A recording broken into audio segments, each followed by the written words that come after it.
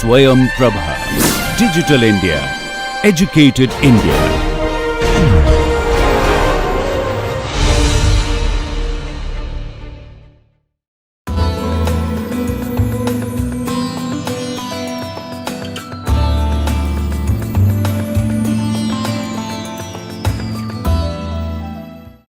Okay, good morning. We are on to lecture number 6 in the first module in this course on advanced structural analysis.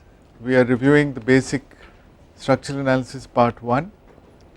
We are at the concluding section of this part where we are reviewing work and energy methods. In fact, work methods we finished, energy methods we had started in the last session. We are referring to this book on structural analysis, and this portion is covered in part 3 of that book.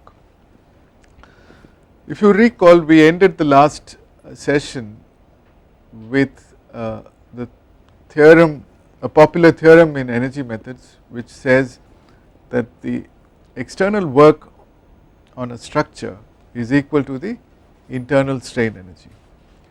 Now, the use of that theorem is limited to finding unknown displacements. Why is it limited? It is not versatile. What is the limitation in the use of that theorem? Cause, and there should be a cause effect. In all energy methods there should be a cause effect. Linear elastic. No, that is implicit in most of the energy methods.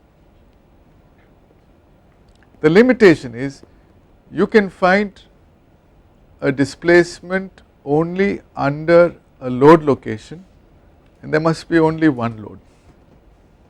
You understand?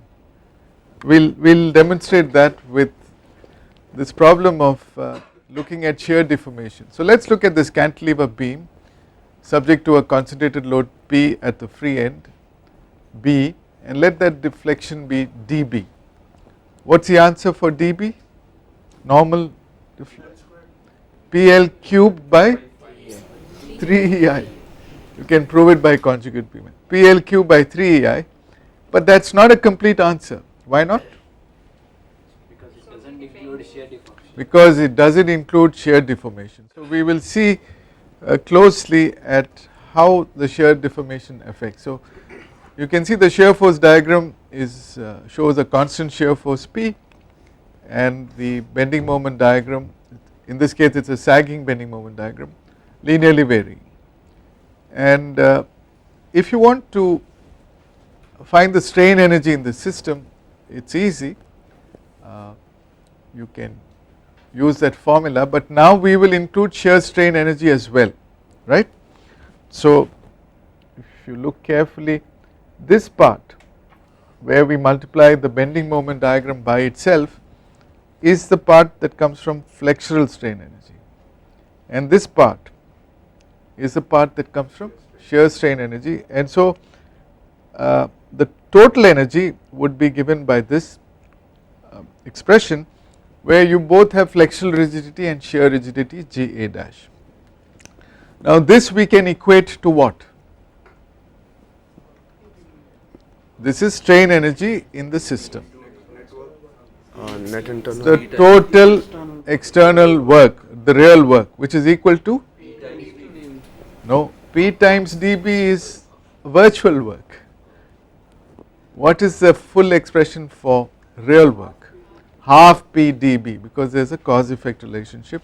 We assume gradual loading, linear elastic behavior, and this is how we invoke the theorem of this theorem, which says that the external work is equal to the strain energy.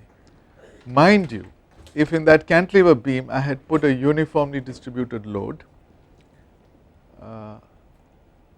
I would not be able to find the deflection using this theorem, right? Because then there will be many displacements. In any case, look at this, you will find that the deflection now is PL cubed by 3EI plus an additional factor PL by Ga dash, which reflects the deflection that comes from shear. An interesting point to note here is you will find that the deflection that comes from flexure varies with the cube of the length. whereas the deflection that comes from shear is linearly dependent on length, right, and this is because the shear force is constant and the bending moment varies linearly. Let us try to see what is the relative contribution of shear deflection. So we can take the ratio of deflection due to shear divided by total deflection, and you can get this expression which can be written in this form: dB shear by dB is equal to this.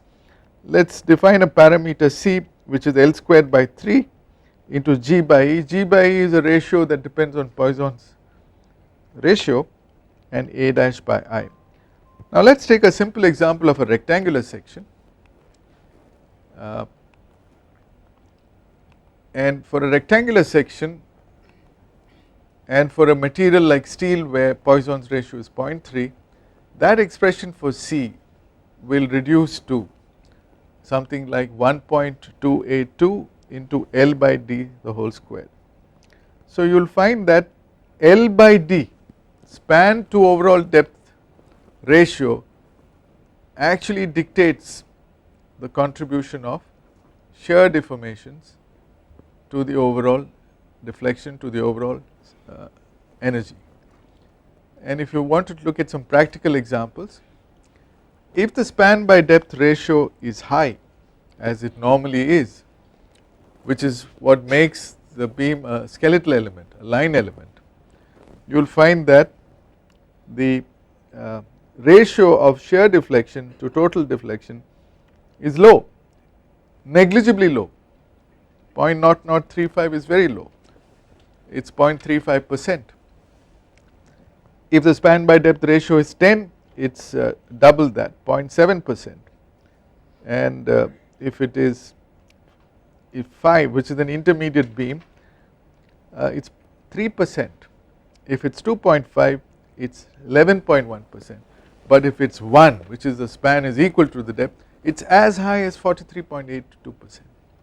This is the reason why when you deal with, say, short squat shear walls, you really have to include the shear stiffness, but if you have tall slender shear walls, then you can treat it as a flexural element. So for normal beams you can ignore shear deformations, you will not have an error more than 1%, but for deep beams you can have very high errors. We now come to energy methods proper, and there is a term invoked in energy methods called load potential energy, and it is a concept which you need to understand. It is given here: the external work done by the force of gravity uses up a potential energy called gravitational potential energy, which is path independent and has nothing to do with the elastic behavior of structures. Every body subject to the force of gravity has the potential to do work, and that is gravitational potential energy. But we can extend this concept to all kinds of external forces acting on a structure, not necessarily due to gravity, and so we can talk of a load potential energy. Work is done when these forces undergo displacements, in which process their potential gets used up, and for this reason, because the energy gets used up, we associate a negative sign with this kind of work product, and it is nothing but the external work product with a negative sign. So the definition is very clear: load potential energy. That means we are converting the work done by the external forces, but it is not a real work. If it were to be real work, you would attach a constant like half. This is virtual work, and we give it a negative sign, and we give it the label load potential energy. Now if you have a system, a structure, where you have external forces and you have internal energy, you can add up all the energy, sum it all up, and call it total potential energy, defined as pi, capital letter pi, equal to capital U plus capital V. U is internal energy, strain energy, which is recoverable, and V is load potential energy. mind you, u is always positive, u can never be negative, and v is negative. Is it clear? So we really don't, we actually talk about the changes in capital pi, and whether it changes or not we will see in the next slide. We can also define a complementary total potential energy where we put a star, an asterisk. So pi star will be u star plus v. Okay. Now if you are dealing with a linear elastic system, u will be equal to u star, and so pi will be equal to pi star. Now so we have two broad sets of theorems, one related to total potential energy, another related to complementary total potential energy, in much the same way as in using the principle of virtual work. You had two broad principles, principle of virtual displacements and principle of virtual forces. So you will find there is a strong correlation between these principles. The principle of virtual displacements is linked to the principle of stationary total potential energy. We will come to this in a moment.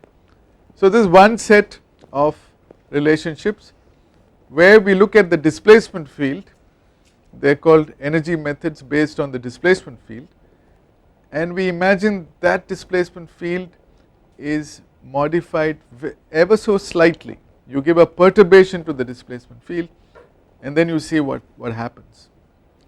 You get another set of principles when you disturb the force field without disturbing the equilibrium in that field, and those principles are related to complementary potential energy, and you have a 1:1 relationship with the principle of virtual forces.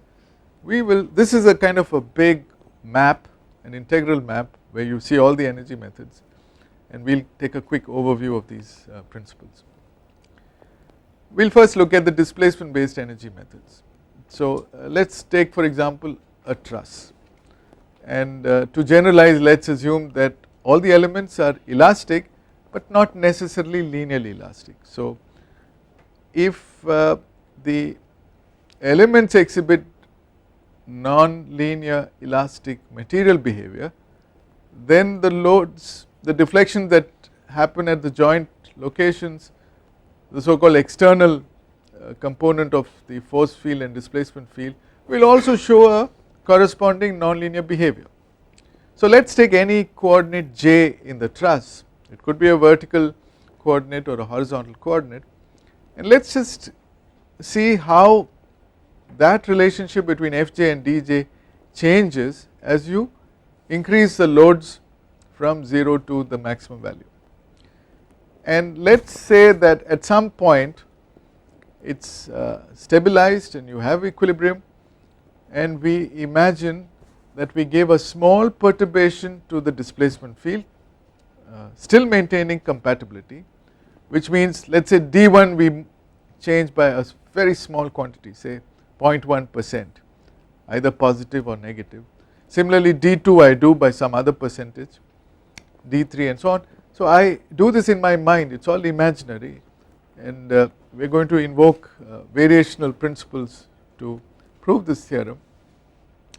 And so you will see if you look at the jth coordinate, if I give a small perturbation delta dj, which you see here, then there is a small change in the load potential energy, because fj is not changing, you are not disturbing the loads. So you will find that the external work or virtual work is fj delta dj, and if you give it a negative sign it becomes the increment or the variation in the load potential energy. Now if you sum up this over all the joint locations, you get the total load potential energy variation. Is it clear? And this must be equal to the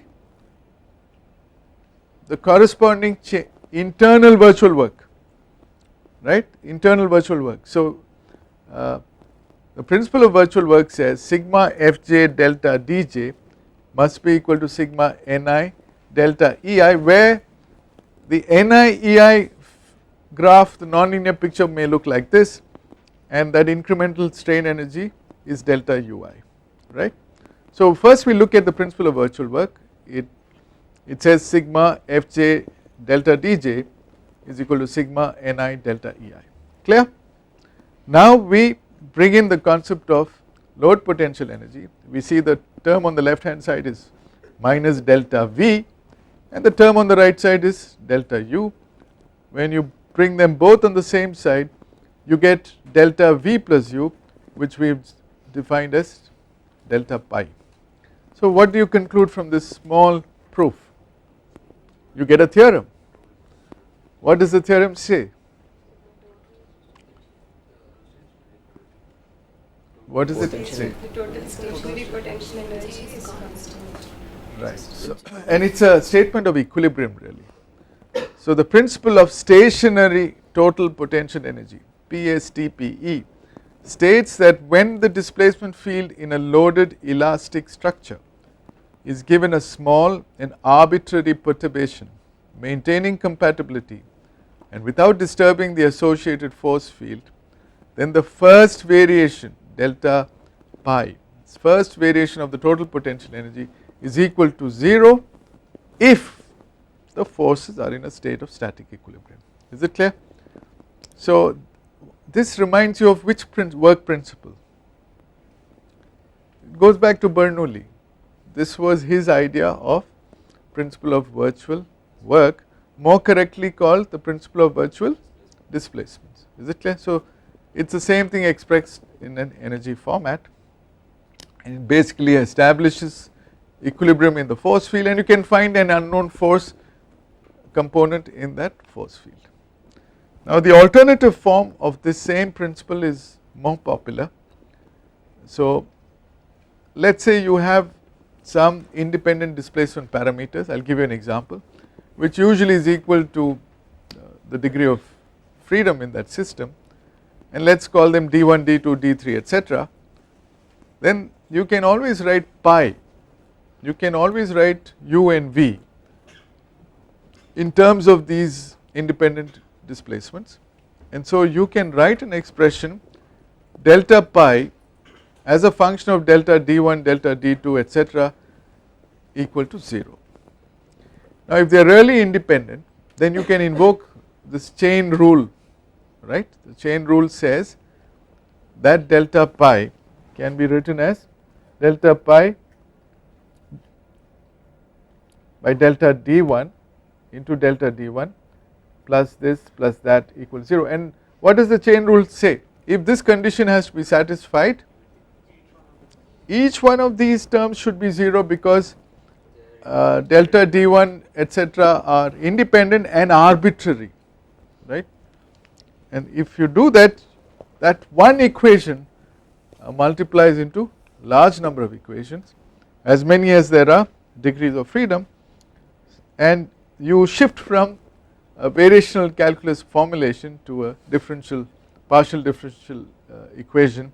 So dou pi by dou dj is equal to 0 for j equal to 1 to n. So this is a better form for engineers to work with. And in this form, that same theorem says that when pi is expressed as a function of independent displacements d1, d2 etc. in a compatible displacement field, it must be, if it is must be rendered stationary with the partial derivative of pi with respect to every dj being equal to 0, and this happens if the associated force field is to be in a state of static equilibrium. Now the word stationary in calculus refers to a point of inflection, okay. It could also be a maximum point, it could also be a minimum point of the function for which you are taking the partial derivative.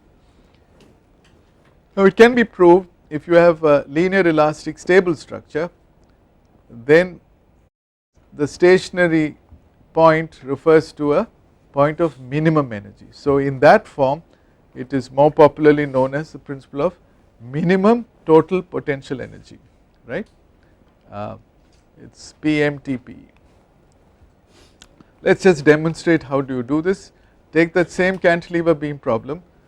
Let us derive an expression for bending moment, not using the conventional equilibrium, direct equilibrium, but we go the long winded way through energy formulation, assuming a displacement profile and then figuring out what would be an expression for bending moment. Now let us do it as exactly as possible. We know very well that the deflection function should be a cubic function, right. Why should it be a cubic function? Unit it is Concentrated. it's a concentrated Because you are dealing with a concentrated load and hence a linearly varying bending moment, and if the bending moment varies linearly, the curvature varies linearly, whereby the slope will vary quadratically and the deflection would vary cubically, right. So let us take a polynomial cubic equation C0 plus C1x plus C2x squared plus C3x cubed, and if we invoke the boundary conditions and you have kinematic boundary conditions at x equal to 0, the deflection and slope are 0, and that equation will simplify to this equation, which is a clean cubic equation having two components, one involving a square term and another involving a cube term, and constants d1 and d2, which are now the independent parameters we are looking for, right. So we can say the deflection at the free end is d1 plus d2, because when you put x equal to L, that equation degenerates to this one. Now you can also derive an expression for curvature by taking the second derivative of delta x, and using this expression for curvature you can get an expression for strain energy, right.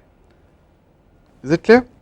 We have done this earlier, so I am not going in depth. You have second derivative which is assumed to be equal to the curvature, and from curvature you can get strain energy, and when you integrate this, I am going fast over this, you get that expression. Now you look at total potential energy, which is V equal to minus P dB. You substitute dB as d1 plus d2, and in the next step you can invoke this principle of minimum potential energy and take you got two equations, and dou pi by dou d1 equals 0 and dou pi by dou d2 equals 0. You can solve them simultaneously and you get exact values of d1 and d2, and you get back the expression that we had derived earlier for deflection, including, of course there we had including shear deformations, but without shear deformations you get PL cube by 3EI. Once you have the expression for delta x, because if you look here in this expression d1 and d2 were unknown, once we invoked this theorem we could get the values of d1 and d2. You plug in these values into that equation, you get the exact equation for the deflection function, and you know that from this you get the curvature, and from the curvature by multiplying with EI you get the bending moment. So, and that bending moment equation P into L minus x is 100% correct, you know that, you can check it out through equilibrium. So this is an alternative way of establishing equilibrium, not particularly useful in this example, which we could have solved more easily using direct equilibrium. Another common example is to find assume a deflection shape which satisfies compatibility to some extent. So take a simply supported beam, assume a series function which satisfies compatibility, let us say a sinusoidal series, and let the midspan deflection be d. So d can be expressed as a function of many independent other functions d1, d2, d3 etc., and the definition of stiffness would be k is equal to p by d, where p is the concentrated load acting at the midspan. if you repeat this exercise, find the curvature, find the strain energy, write the expression for total potential energy, and if you take one term for example and assume that the higher order terms are not important, you invoke this principle, you actually get an expression for deflection and thereby for stiffness which is quite close to the exact expression. What is the exact expression? 48 EI by L cubed. You've got a reasonably good expression. So these are ways of using this principle. But a more popular use of this is Castigliano's theorem, which can be derived from this principle. So pi can be written as u plus v, v is written as minus sigma fj dj, and when you invoke the principle of minimum total potential energy, you will find that this will reduce to dou u by dou dj is equal to fj, right, and in this form it is known as Castigliano's theorem part 1, and it is similar to the principle of virtual displacement. This theorem states that if the strain energy u in an elastic structure, mind you we are not saying it should be linearly elastic, subjected to a system of external forces in static equilibrium, can be expressed as a function of independent displacements d1 to dn satisfying compatibility, then the partial derivative of u with respect to every dj will be equal to the value of the conjugate force fj. It is actually the same as the earlier principle expressed in another form, and you can use this to actually derive stiffness coefficients. You can prove and prove that Kij is the second mixed partial derivative of the strain energy with respect to di and dj. Okay, this proof follows from, so you get one from Castigliano's theorem, which starts with this expression dou u by dou dj is equal to fj. You can derive an expression for Kij which is dou squared u by dou di dou dj, and let us demonstrate this with a simple example. Here is a 2-bar truss, it has 2 degrees of freedom. That joint B can move horizontally, it can move vertically, and the elongations E1 and E2 can be expressed in terms of D1 and D2. You can easily prove this.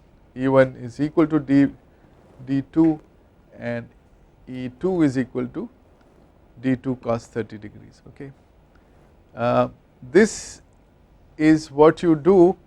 The first diagram is what you do when you allow only D1 to occur and D2 is restrained. The second shape is when you allow D2 to occur with D1 restrained. You can work out the relationships between bar elongations and the deflections, and you can write them in a form E1 and E2 are related to D1 and D2 in that form. So if someone gives you D1 and D2, you get E1 and E2. Now you can write an expression for strain energy. How do you write the strain energy expression? What is the strain energy for a spring element? Half k into displacement elongation square, right? So you have elongations here, so it is half k, let us say both the elements have the same stiffness k naught, half k naught into E1 squared plus half k naught into E2 squared. E1 is equal to D1 plus root 3 by 2 D2, and E2 is equal to minus half D2.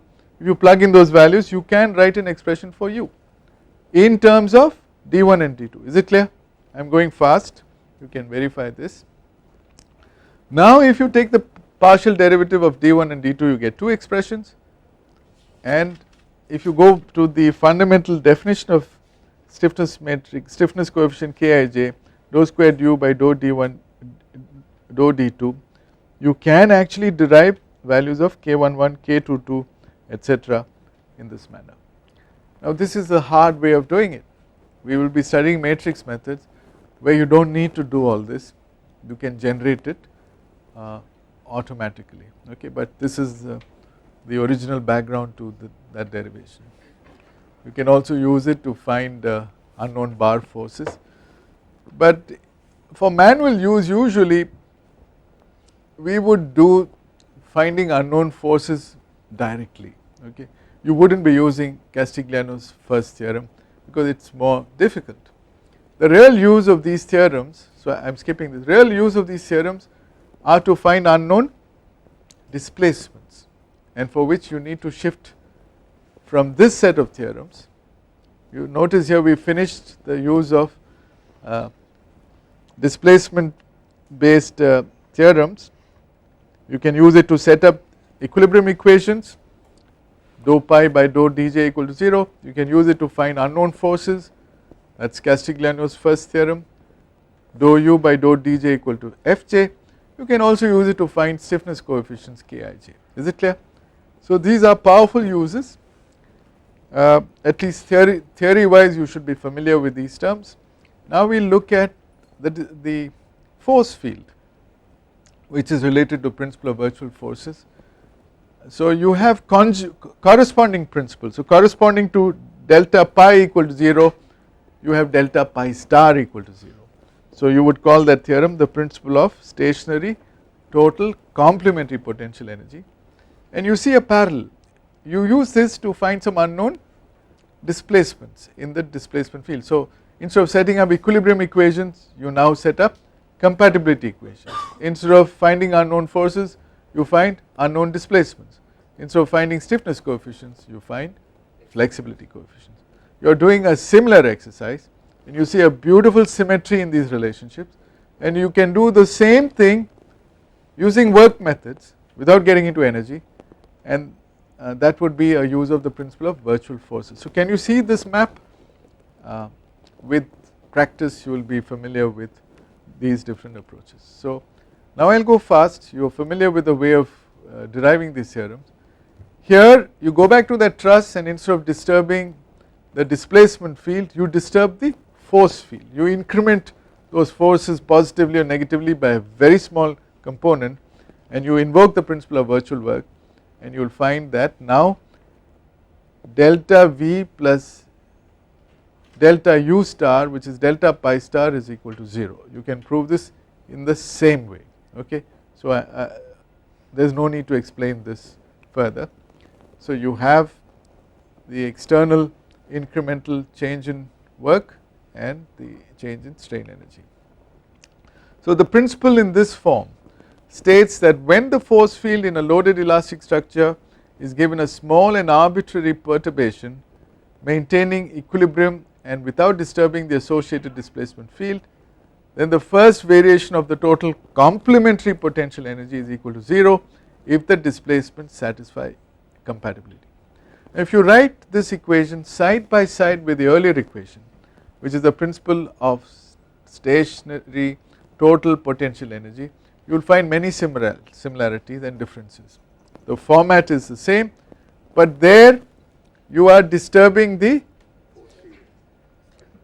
displacement field. Here you are disturbing the force field. When you are disturbing the displacement field there, you are not changing the forces. When you are disturbing the force field here, you are not changing the displacement. So that is important to note. It is something you do in your mind. It is arbitrary and it is of very small value, and the cause that you refer to here is perturbation, and the effect is variation. Those are the terms used. Now in the first one, when you disturb the displacement field, you are maintaining compatibility. Here when you are disturbing the force field, you are maintaining equilibrium.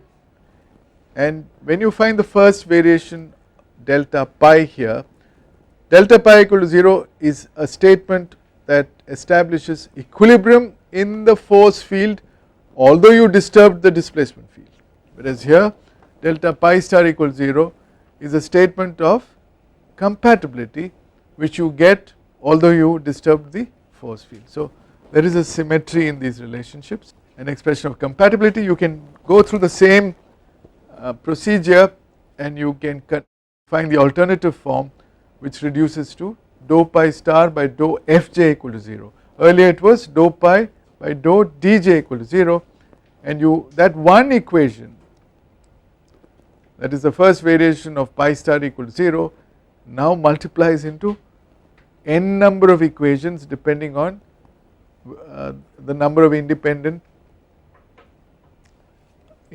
forces that you get. Okay.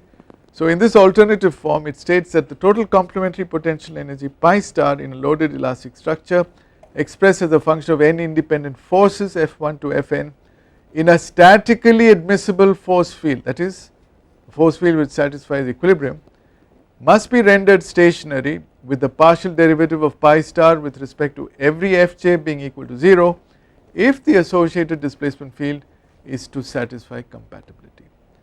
Here again, if you are dealing with a stable linear elastic structure, the condition of stationarity reduces to a condition of minimal value of the function here, which is pi star.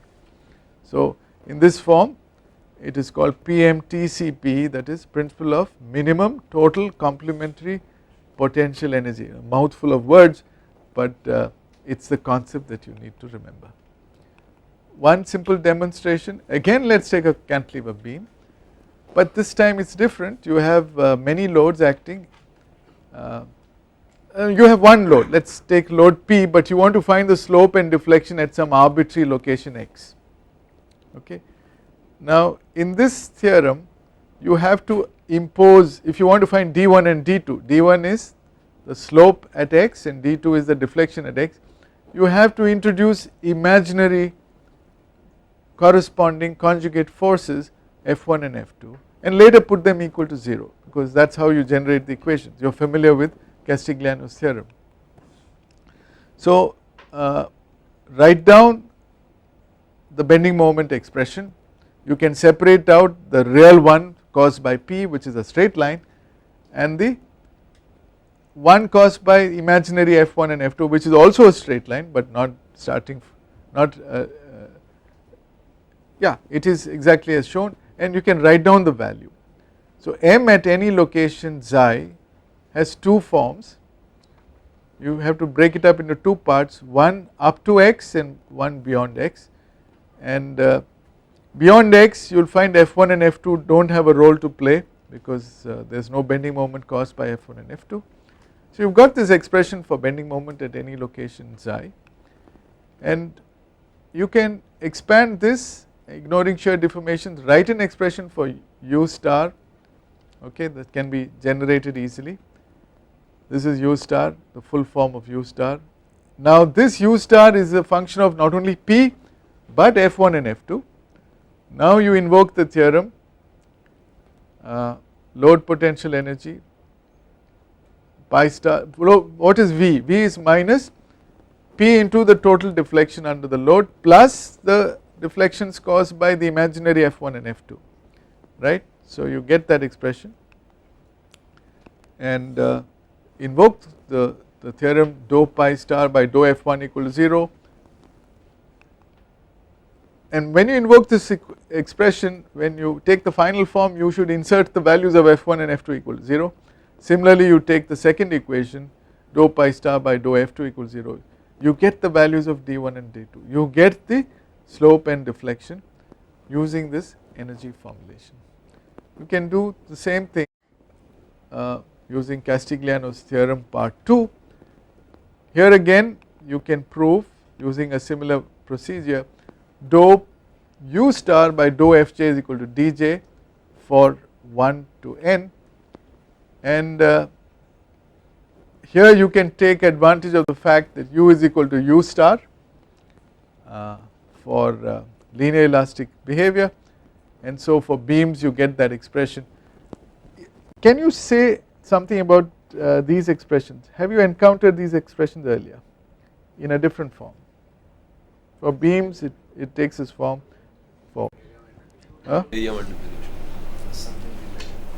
right. If you recall the unit load method, which is the principle of virtual forces, there also we had 1 into dj equal to these quantities, right. This is the internal work.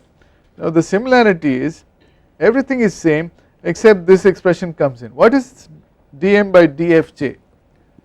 It is the small mj that we refer to that. It is the bending moment caused by Fj equal to 1. So if you look at it carefully, they are all the same. They are only different ways of approaching the same problem. You are doing the same kind of integration, or you can do area multiplication, whether it is a beam or a truss. So in summary, this theorem in its part 2 says, if the complementary strain energy U star in an elastic structure with a given kinematically admissible displacement field is expressed as a function of n independent external forces F1 to Fn satisfying equilibrium, then the partial derivative of U star with respect to every Fj will be equal to the value of the conjugate displacement dj. If the behavior is linear elastic, U star can be replaced by the strain energy function U. Here again you can expand d in terms of flexibility coefficients, and like in the earlier case you can use energy methods to get an expression for flexibility coefficient. Fij is the mixed partial derivative of U star with respect to Fi and Fj. So the similarity is now complete with stiffness coefficient. Now there is a special application of this theorem, it is called the theorem of least work, to solve statically indeterminate structures. Let us say you have a continuous beam and you want to choose the redundant reactions as your redundants. So x1 to xj, dou U star to dou xj actually denotes what? By Castigliano's theorem, it denotes the displacement at those support locations. Now those supports do not move, so those displacements are 0, and so you can also interpret this as a minimization of strain energy. We will discuss this shortly, that is called the theorem of least work. But let us demonstrate this with a problem. You remember we did this problem, finding d1 and d2 using unit load method, right? Here let us make it more complex by including axial deformation and shear deformations. I will go through it fast. You can find it using Castigliano's theorem. First find the deflections due to bending. So you have a bending moment diagram, and to find d1 you apply F1 equal to 1, you get the unit load bending moment diagram M1. To find d2 you find M2. These are nothing but actually dou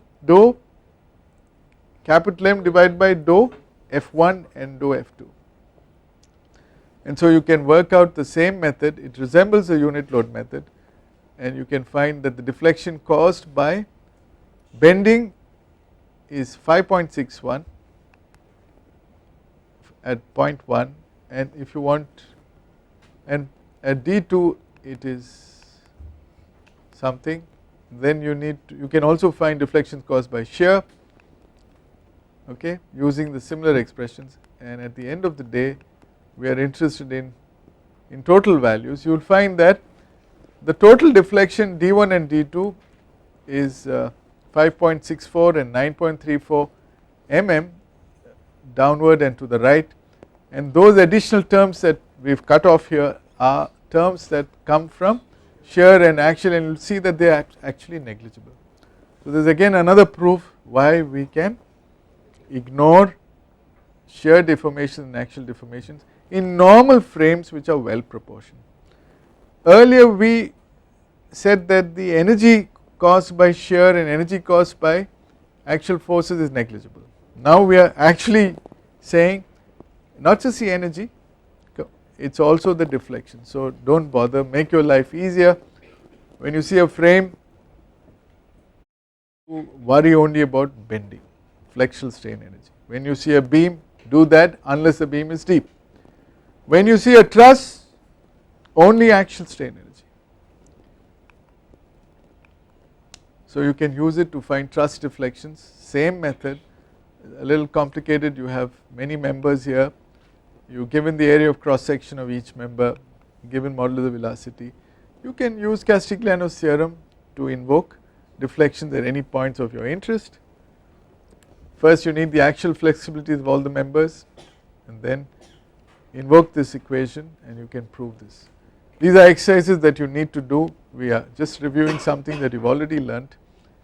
You can do it in a neat tabular format and get the answers. You can also find flexibility coefficients just the way we found the stiffness coefficients. So it's similar once you get the hang of it. Earlier what did we do? We wrote a relationship between E1 E2 and D1 D2. Now we write a relationship using equilibrium between N1 N2 and F1 F2, and we will study in matrix methods that this coefficient matrix you get here is actually the transpose of the other matrix which we got in displacement method. We will give a formal proof for that later.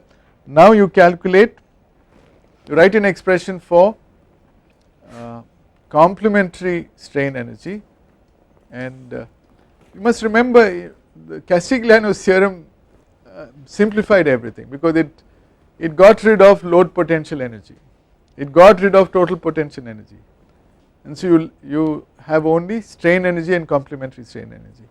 Many students when they study structural analysis remember only that, but it is good to remember the background which is which includes load potential energy term. So you can invoke this in this example, and exactly similar operation, and you can find an expression for flexibility matrix. And if you go back to the same problem we did earlier, you will find that this matrix is related to the K matrix. How? One is the inverse of the other, you can prove it. We will end with this theorem of least work, which I have already explained. For a statically indeterminate structure, dou u star by dou xj is equal to dj. In general, except when support movements are involved, dj is 0. This is even true for internal indeterminacy.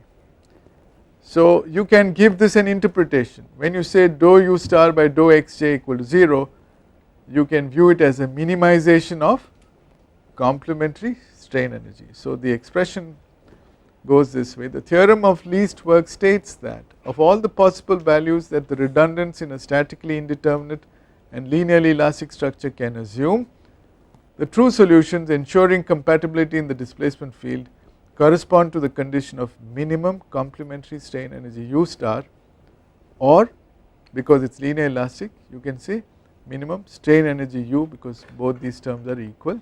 Simple demonstration which I asked you in an earlier class. Let us say you want to solve this problem and the support reaction in the middle is treated as the unknown x.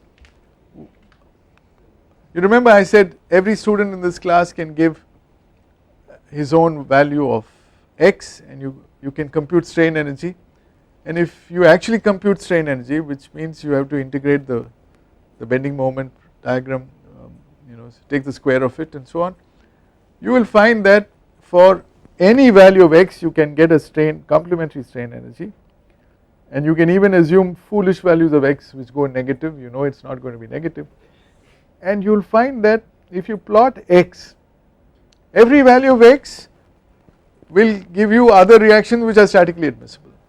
You will find that you will get some strain energy, but that strain energy value will be high. The exact solution, the correct solution is one for which the strain energy is minimum. And you can prove this. You can write an expression for m bending moment at any location, write an expression for u star, and take the derivative, and you can prove. There are a series of steps you can get the final answer. So with this we have completed a review of structural analysis 1. In the next sessions we will cover 2, which first half will cover force methods including theorem of least work. The second half of that will cover displacement methods which you have not yet studied. Thank you.